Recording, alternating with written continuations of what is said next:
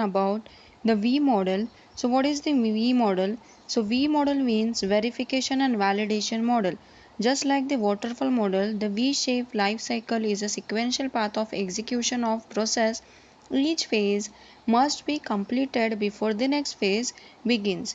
V model is one of the many software development models. So here are the different phases of your V model. We will see that such as first phase is the requirement design, system design and architectural design, module design and the coding, then testing, such as there are the different type of testing such as unit testing, integration testing, system testing and acceptance testing. As shown in the diagram, you can do the testing when you completed a particular phase, such as if you design a system, you can do the testing on your system. If you architect your system or architect the design, then you can perform the integration testing on your design.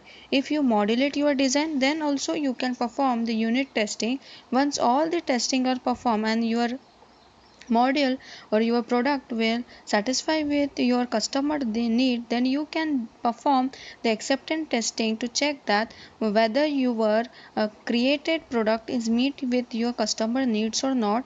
We will see the phases one by one. First one is the requirements. The requirements in the life cycle model, just like the waterfall model, but in this model, before development is started, a system test plan is created. The test plan focus on meeting the functionality specified in the requirements gathering. The such as first one is the high level design and the low, it may have low level designs. So some phases, the high level design phase focus on system architecture and design. It provide overview of solution, platform, system, product and service or process. An integration testing plan is created in this phase as well in order to test the piece of the software system ability to work together.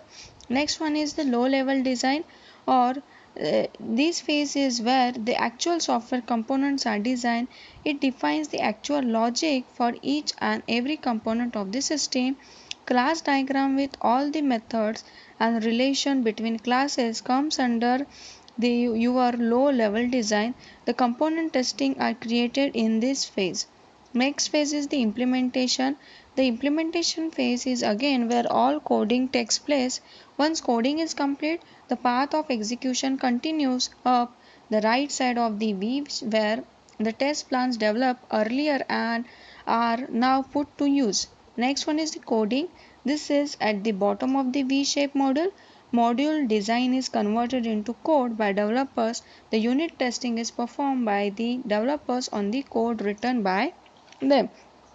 As we can conclude that as we are performing the testing after each phase of your development, the risk will, I think, the risk will be decreases. So we will see how it will provide some advantages. So advantages of a V models are: it is simple and easy. Testing activities like planning, test designing happens well before coding. So this saves a lot of time, hence higher chance of success over the waterfall model. Proactive defect tracking, such as defects are found at early stage, it avoids the downward flow of the defects. Work well for small projects where requirements are easily understood. As we know that it is a model where all the information are taken from the customer, and whenever you develop any phase of your system or your product, you need to perform, or you are performing the testing at the same time, to risk is reduced, but the requirement of your V model is the requirement should be clear before developing your product. So here are some disadvantages of me V modules are very rigid and least flexible. Software is developed during the implementation phase, so no early prototypes of the softwares are produced.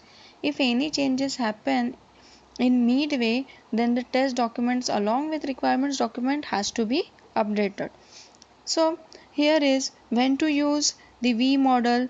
The V-shaped model should be used for small to medium-sized projects where requirements are clearly defined and fixed.